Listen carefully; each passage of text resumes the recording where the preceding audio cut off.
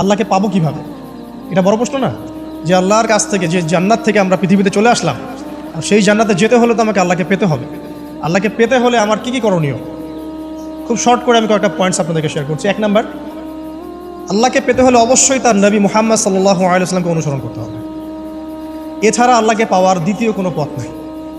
আল্লাহকে পেতে হলে অবশ্যই তার নবী মুহাম্মদ সাল্লাল্লাহু আলাইহি ওয়াসাল্লামের আদর্শগুলো জীবনের প্রতিটা ক্ষেত্রে বাস্তবায়ন করতে হবে।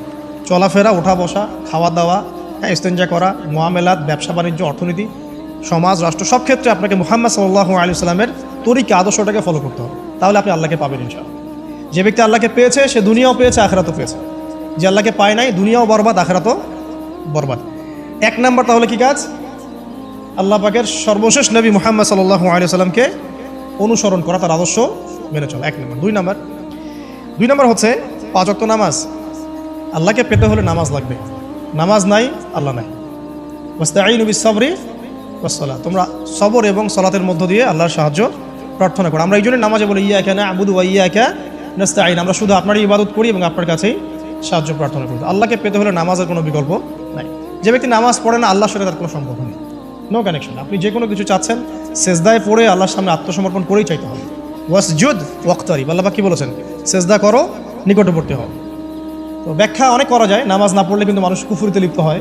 যে ব্যক্তি মান তারাকা সালাতান মুতাআম্মিদান ফাকাদ কাফারা, যে ব্যক্তি সালাতকে অস্বীকার করে, ফরজ নামাজকে অস্বীকার করে, সে ব্যক্তি কিন্তু কুফরিতে চলে যায়।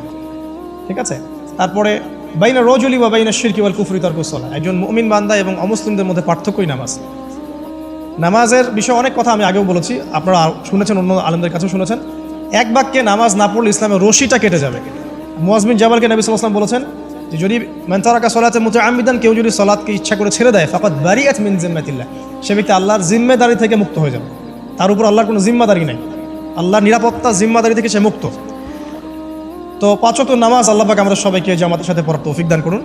এর পাশাপাশি নফল নামাজ বাড়িয়ে দেওয়ার তৌফিক দান করুন, এবং স্পেশালি তাহাজ্জুদের নামাজ যদি পারেন, 2 রাকাত হলেও নিয়মিত তাহাজ্জুদের নামাজ পড়ার তৌফিক আল্লাহ পাক আমাদেরকে দান করুন। আর নামাজের বাহ্যিকতা নিয়ে এত বেশি ঝগড়ায় যাবেন না।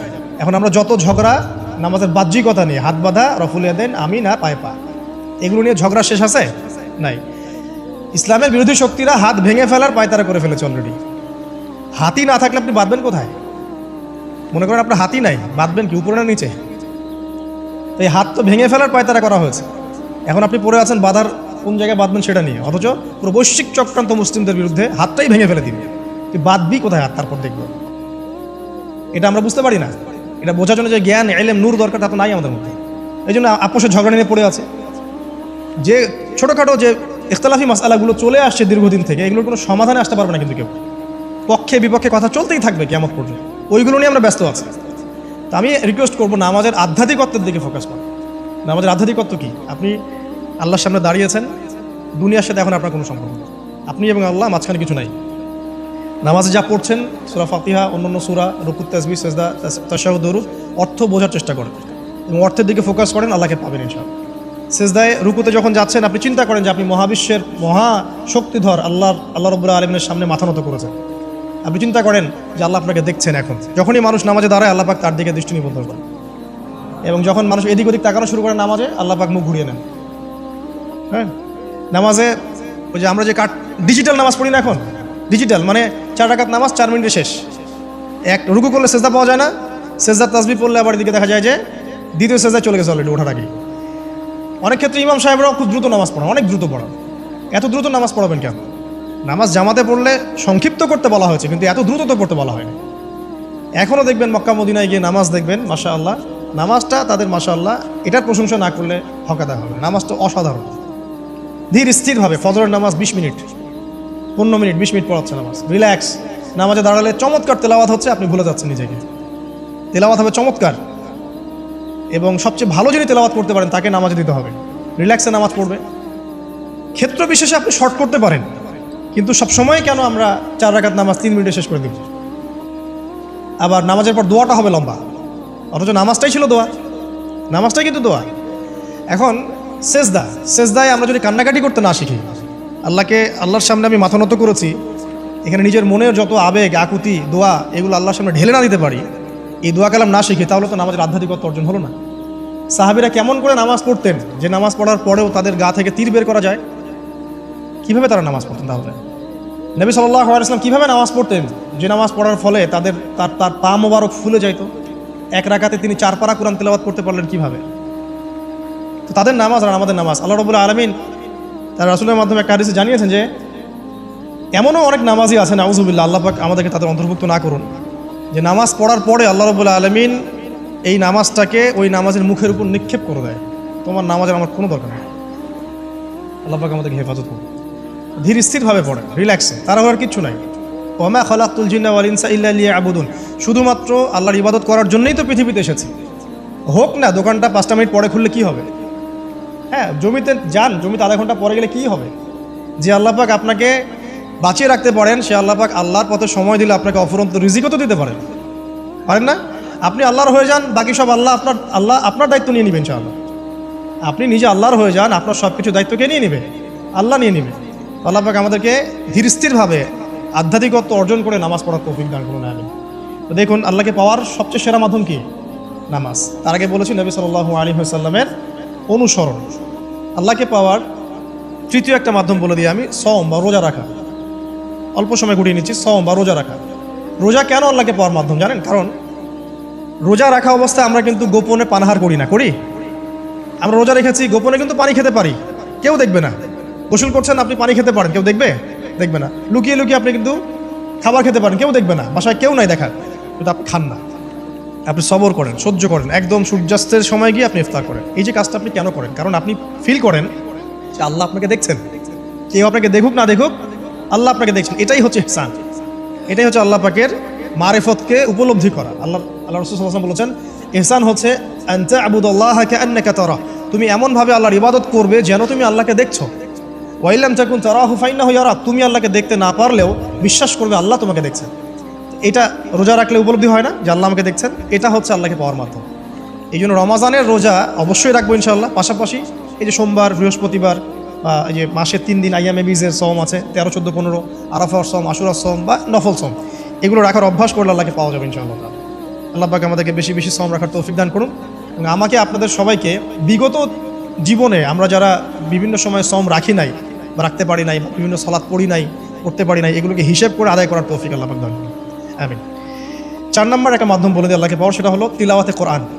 কোরআন তেলাওয়াত যে যত বেশি করবে, অর্থ উপলব্ধি করে পড়বে, সে আল্লাহ পাককে চাক্ষুষ পাবে ইনশাআল্লাহ। মানে আল্লাহ রাব্বুল আলামিন একটা চিঠি দিয়েছেন, মনে করেন আপনাকে, আপনার একজন, কথার কথা এক্সাম্পল দিচ্ছি, যে আপনার কোনো একজন বন্ধু আছে অনেক দূরের কোনো দেশে, তা আপনি তাকে দেখেনও নাই, আপনি তাকে চিনেনও, মানে আপনি তার চেহারা দেখেন নাই, তাকে চিনেন না, তার সাথে যোগাযোগের মাধ্যম হচ্ছে আপনার চিঠি বা মেসেজ, ঠিক আছে? এখন সে আপনাকে কিছু মেসেজ পাঠালো, এই মেসেজের মধ্যে সে কিছু ইনস্ট্রাকশন দিয়েছে যে এইগুলো করতে হবে, এগুলো করতে হবে, বা আপনার প্রতি ভালোবাসার এজহার করছে। আর এই মেসেজটা যদি আপনি পড়তে পারেন, তাহলে আপনি আপনার বন্ধুর সাথে একটা কানেকশন তৈরি করলেন না? বুঝতে পারছি না? আচ্ছা, এখন সমস্যা হচ্ছে কি, আমরা ওই মেসেজটা পড়তেই পারি না। আমরা তো কোরআনটা পড়তেই জানি না, তাহলে মেসেজটা পাবো কীভাবে? আর যারা পড়তে জানি সেই ভাষাটা বুঝি না। এখন ওই বন্ধু মনে করেন চিঠি লিখেছে বাংলা ভাষায়, আর আপনি বাংলা পড়তে জানেন না, তাহলে কি পারবেন উপলব্ধি করতে তার মনের ভাব, সেই বন্ধুর আবেগ, ভালোবাসা, প্রেম আপনি কি উপলব্ধি করতে পারবেন? লিখেছে সে উর্দু দিয়ে বা ইংরেজিতে, আপনি ইংরেজি বোঝেন না, ইংরেজি লিখতে পারেন না, তাহলে কি আপনি তার চিঠি বুঝতে পারবেন? এখন আমরা যেহেতু আরবি বুঝি না, এই কারণে কোরআনের মধ্যে কি বলেছেন আল্লাহ রাব্বুল আলামিন আমরা উপলব্ধি করতে পারছি। আমি কি বুঝতে পারছি? তো কোরআন শুধুমাত্র তিলাওয়াত করা যথেষ্ট নয়। তিলাওয়াত করলে আপনি প্রত্যেক হরফে 10 টাকা পাবেন, কোনো সমস্যা নাই, কিন্তু ওই মেসেজটাকে উপলব্ধি করতে হলে আপনার অর্থটা জানতে হবে। অর্থ জানলে পরে আপনি দেখবেন আল্লাহকে আপনি চাক্ষুষ সামনে পাচ্ছেন ইনশাআল্লাহ। আপনি হতাশ হয়েছেন, হতাশা দূর করার জন্য সূরা আছে কোরআনে। বিপদে পড়েছেন, বিপদ দূর করার সূরা আছে কোরআনে। আপনার রিজিকের সমস্যা কাটানোর সূরা কোরআনে আছে। কোনো হাজতের প্রয়োজন, সূরা ইয়াসিন, হাজতের সূরা চলে আসে। অসুস্থ হয়েছেন, শেফার সূরা কোরআনে আছে। বা কাউকে জিন টোনা করা হয়েছে, বান টোনা করা হয়েছে, ওর শেফাও কোরআনে আছে। এমন কোনো বিষয় নাই যেটা আল্লাহ রাব্বুল আলামিন কোরআনের মধ্যে নাজিল করেন নাই। ব্যবসা করতে চান, কোরআন কথা বলবে, ঠিক আছে? আপনি সামাজিক বিষয়ে ডিল করতে চান, সূরা হুজুরাত কথা বলবে। আপনি ইতিহাস ভালোবাসেন, কোরআনে ইতিহাস দিয়ে ভর্তি করা আছে। আপনি কাব্য ভালোবাসেন, কবিতা পড়তে ভালোবাসেন, কোরআনের মধ্যে কবিতা দিয়েও ভর্তি আছে। আর রহমান আল্লামাল কোরআন খালাকাল ইনসান, এখানে ছন্দ আছে না? প্রত্যেকটা ছন্দ, ওয়ান নাজমি ইযা হাওয়া মা আদাল্লা সাহিবুকুম ওয়া মা গাওয়া ওয়া মা ইয়ানতিকু আনিল হাওয়া, ছন্দ আছে না? আপনি উপন্যাস ভালোবাসেন, কোরআনে অনেক উপন্যাস আছে। যা চান তাই পাবেন। এক কথায় আপনি আল্লাহকে পাবেন কোরআনের মধ্য দিয়ে। কোরআনের সাথে যার সম্পর্ক যত বেশি, আল্লাহর মারেফত সে তত বেশি পাবে ইনশাআল্লাহু আজ্জা ওয়া জাল। 4টা বলেছি না? 5 নম্বর হচ্ছে হজ ওমরা করা। হজ ওমরা আল্লাহ পাক আমাদের সবাইকে বেশি বেশি করার তৌফিক দেয়। হজ এবং ওমরা এমন কিছু কাজ আছে যে কাজগুলো সরাসরি আপনার সাথে আল্লাহ পাকে কানেকশন করাবে। আরাফার মাঠে যাবেন, ওই মাঠে কি কিয়ামত হবে না? আল্লাহকে চিনতে পারবেন এখানেই। তারপরে যে সাই করেন না, সাফা মারওয়া সাই করে, ওখানে গেলে আপনি বুঝতে পারবেন যে কীভাবে ইসমাইল আলাইহিস সালামকে পানি দেওয়ার জন্য তার মা হাজরা এখানে দৌড়াদৌড়ি করেছে। বাইতুল্লাহ দেখবেন, আপনি চিনবেন যে আল্লাহর তাওহীদ কী জিনিস। চোখে দেখার সাথে সাথেই আপনার ভিতরে এমন একটা ফিলিংস আসবে যেটা ভাষায় প্রকাশ করা যাবে না। চোখে দেখার সাথে সাথেই এমন একটা ফিলিংস আসবে, আপনাকে আমি এটা ভাষায় প্রকাশ করে বোঝাতে পারবো না। আপনি জানবেন ইব্রাহিম আলাইহিস সালাম এবং তার ছেলে ইসমাইল আলাইহিস সালাম বাপ বেটা মিলে রাজমিস্ত্রির কাজ করেছে। এটা আপনি জামজাম কূপ দেখবেন, পানি পান করবেন, আল্লাহকে চিনতে পারবেন যে এই কূপ অলৌকিক, এই কূপের মতো কূপ নাই পৃথিবীতে, এর পানি কখনো শেষ হয় না, এবং এই পানি খেয়ে মানুষ বেঁচে থাকতে পারে, খাবারের দরকার হবে না। দীর্ঘদিন পর্যন্ত এই পানি খেয়ে মানুষ বেঁচে থাকতে পারবে, খাবারের প্রয়োজন হয় না। তো এই পানির মধ্যে এমন কিছু উপাদান আছে যেটা মানুষের শরীরের রোগগুলোকে শেফা দিয়ে দিবে ইনশাআল্লাহ তাআলা আল্লাহর হুকুমে। তো প্রত্যেকটা কাজে রাসূল সাল্লাল্লাহু আলাইহি ওয়াসাল্লামের শহরে গেছেন মদিনায়, ওই মদিনার বাতাসটা আপনাকে বলে দিবে যেটা এটা একটা অন্যরকম শহর। ঠিক আছে? রাসূল সাল্লাল্লাহু আলাইহি ওয়াসাল্লামের রওজায় যাবেন, সামনে দাঁড়াবেন, আপনি আল্লাহকে চিনতে পারবেন। আপনি আর পৃথিবীতে থাকবেন না, অন্য জগতে চলে যাবেন। ওই যে বাকিউল গারকাত আছে, সাহাবীদের কবরস্থান জান্নাতুল বাকি, ওখানে ঢুকবেন, আপনার কাছে মনে হবে যে পৃথিবীটা আসলে কিছুই না। পৃথিবীর সবচেয়ে সেরা মানুষগুলো এই মাটির নিচে শুয়ে আছে। ওখানে আপনাকে খুবই তুচ্ছ মনে হবে তাদের সাথে। এই যে মানে বিভিন্ন জায়গায় গিয়ে আল্লাহকে চিনতে পাওয়া, এটা সবচেয়ে ভালো হয় হজ এবং উমরাতে গিয়ে।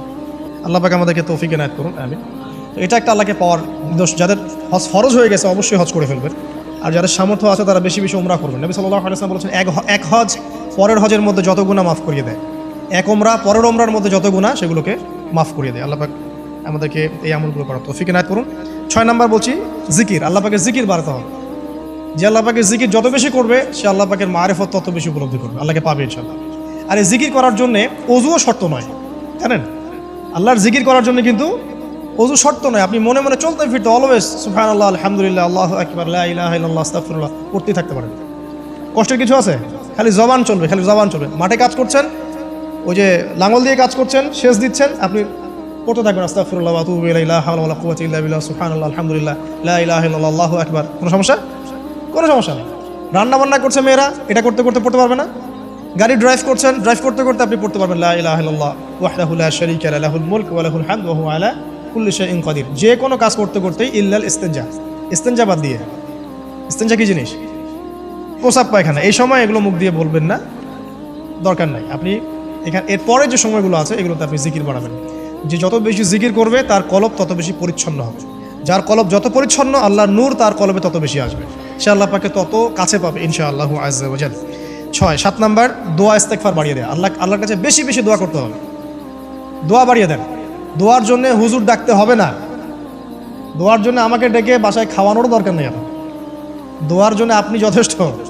নামাজে দাঁড়ান, নামাজের সেজদায় দোয়া করেন, নফল নামাজ পড়েন, নফল নামাজের সেজদায় দোয়া করেন, নামাজের পরে হাত তুলে দোয়া করেন, প্রয়োজনে নামাজে সালাম ফেরানোর আগে দোয়া করেন, যে কোনো ভালো কাজ করেছেন তারপর দোয়া করেন।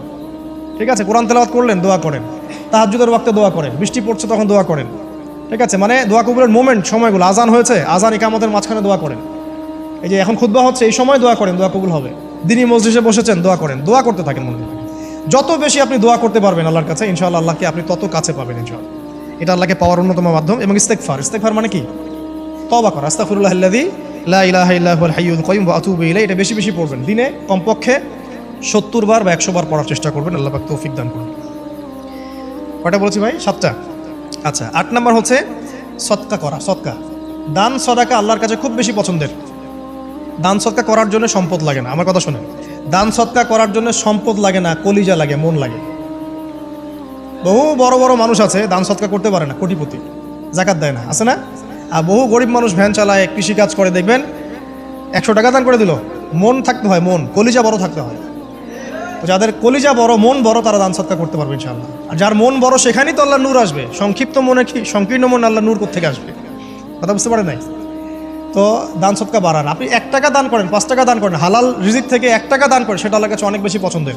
একটা হাদিসে নবী সাল্লাল্লাহু আলাইহি ওয়াসাল্লাম বলেছেন, হালাল উপার্জন থেকে আল্লাহর বান্দারা যখন একটা খেজুরও দান করে, আল্লাহ পাক সেই একটা খেজুরকে আস্তে আস্তে বড় করতে থাকেন, বড় করতে থাকেন, বড় করতে থাকেন।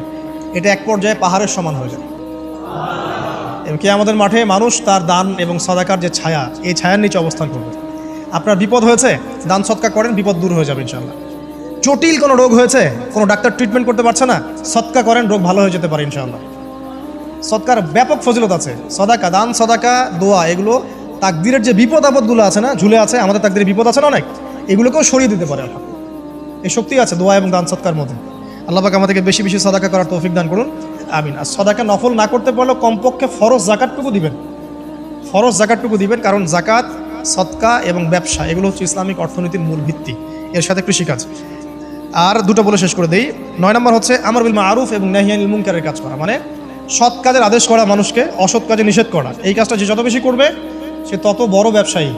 কারণ কি, আপনার দাওয়াতে, আপনার লেকচার শুনে, আপনার বই পড়ে, আপনার নসিহত শুনে যদি একটা মানুষও দিনের পথে ফিরে আসে, ওই একটা মানুষের সারা জীবনের যে নেক কাজ, এই সমস্ত নেক কাজের একটা অংশ আপনি পাবেন।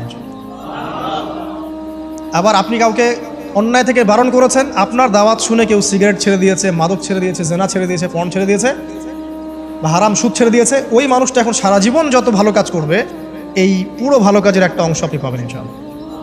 এর চেয়ে বড় কিন্তু কোনো ব্যবসা নাই। এই কাজটা করলে আল্লাহ পাকের রহমত নেমে আসে, আর এই কাজটা ছেড়ে দিলে আল্লাহ পাকের গজব নেমে আসবে। যখন মানুষ ন্যায়ের আদেশ এবং অন্যায় নিষেধ ছেড়ে দিবে, আল্লাহর গজব নেমে আসবে। আর মানুষ যত বেশি সৎ কাজে আদেশ করবে, অসৎ কাজে নিষেধ করবে, আল্লাহর রহমত তত কাছে আসবে ইনশাআল্লাহ। আল্লাহকে পাওয়া যাবে ইনশাআল্লাহ তাআলা। আল্লাহ পাক আমাদেরকে তৌফিক এনায়েত করুন। আর সর্বশেষ একটা বলে শেষ করে দেই, সেটা হলো যে আল্লাহর দিনকে, আল্লাহর দিনের খেদমত করা বা দিনের কল্যাণে নিজেকে নিয়োজিত রাখা। আল্লাহর দিনের খেদমত করা বা দিনের কল্যাণে নিজেকে নিয়োজিত করলে আল্লাহ পাকে পাওয়া যাবে ইনশাআল্লাহ। এই পৃথিবীতে আল্লাহ পাকের সবচেয়ে গুরুত্বপূর্ণ জিনিসটা কি? নিয়ামতটা কি? আল্লাহর দিন না? এই দিন ছাড়া কি পৃথিবীতে আর কিছু আছে? একটা হাদিসে আসছে যে পুরো পৃথিবীটাই তো অভিশপ্ত। পুরো পৃথিবীটা কি? অভিশপ্ত। শুধুমাত্র দিনের এলেম অর্জনের জায়গা ছাড়া, তালেবে এলেমদের জায়গা ছাড়া, দিনী মাহফিলগুলো ছাড়া, যেখানে নামাজ হয় এই জায়গাগুলো ছাড়া বাকি সব অভিশপ্ত জায়গা। তো এখানে পৃথিবীতে সবচেয়ে গুরুত্বপূর্ণ এবং ইম্পর্টেন্ট, আল্লাহর কাছে প্রিয় জিনিসটা কি? আল্লাহর দিন। তো আল্লাহর সেই প্রিয় জিনিসটাকে যারা এগিয়ে নেওয়ার চেষ্টা করবে, সেই দিনের খেদমত করার চেষ্টা করবে, দিনের জন্য একটা মসজিদ করা, একটা মাদ্রাসা করা, হ্যাঁ, একটা কোনো ভালো কোনো প্রকল্প করার চেষ্টা করবে, আল্লাহ পাক কি তাদেরকে রক্ষণাবেক্ষণ করবেন না? আল্লাহ পাক তাদের অভিভাবক হবেন না? নিঃসন্দেহ হবেন ইনশাআল্লাহ। এবং ইনশাআল্লাহ তাআলা তারা পৃথিবীতেও সফল হবে, পরকালেও ইনশাআল্লাহ তাআলা সাফল্যের চাদর তাদেরকে আঁকড়ে ধরবে ইনশাআল্লাহ তাআলা। আল্লাহ রাব্বুল